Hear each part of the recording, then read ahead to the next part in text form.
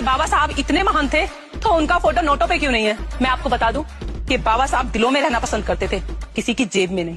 अब आपकी इन्हीं सब हरकतों के कारण लोग उन्हें अपनी जेब में क्या जगह नहीं देंगे।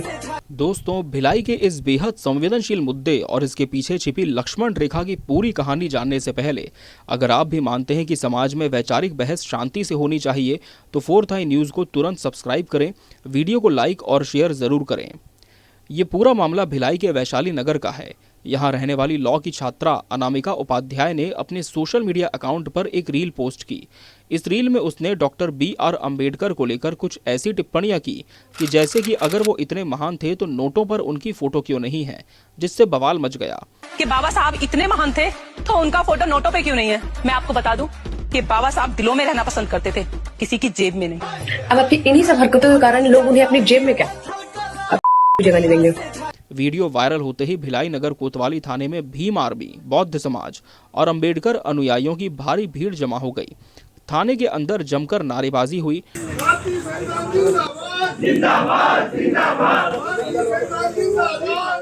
स्थिति के तनावपूर्ण होने पर पुलिस ने तुरंत एक्शन लिया और BNS यानी भारतीय न्याय संहिता की धारा 299 के तहत धार्मिक और सामाजिक भावनाएं आहत करने का गैर जमानती मामला दर्ज कर अनामिका को गिरफ्तार कर लिया। प्रदर्शनकारियों और अंबेडकर समर्थकों का गुस्सा 7वें आसमान पर है। उनका सीधा आरोप है कि ये सिर्फ एक नादानी में बनी रील नहीं है, बल्कि एक सोची समझी साजिश के तहत एक विशेष समाज और संविधान के रचयिता का अपमान किया गया है।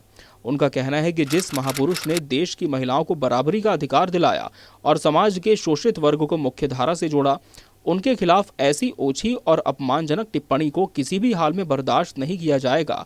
संगठनों का आरोप है कि युवती लगातार सोशल मीडिया पर एक वर्ग को टारगेट कर रही थी। लेकिन अब इस कहानी का दूसरा पहलू भी सामने आ रहा है। गिरफ्तारी की खबर फैलते ही सोशल मीडिया X, ट्विटर और इंस्टाग्राम पर कई लोग और संगठन अनामिका के समर्थन में भी उतर आए। उनका तर्क है कि संविधान का आर्टिकल 19 हमें अभिव्यक्ति की आज़ादी का अधिकार देता है। समर्थकों का कहना है कि किसी ऐतिहासिक शख्सियत के बारे में अपनी राजनीतिक राय रखना या सवाल पूछना कोई आपराधिक कृत्य नहीं है। वे सवाल उठा रहे हैं कि क्या भीड़ के दबाव में आकर एक लॉ स्टूडेंट का करियर खराब करना और रातों रात उसे गिरफ्तार कर लेना न्याय संगत है।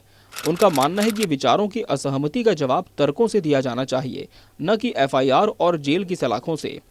भिलाई की ये घटना हमारे समाज और आज के युवाओं के लिए एक बहुत बड़ा सबक है। एक और ये समझना जरूरी है कि सोशल मीडिया कोई बेलगाम जगह नहीं है। ग्लैमर और व्यूज के लालच में देश के नायकों की गरिमा को ठेस पहुंचाना और सामाजिक सौहार्द बिगाड़ना गलत है।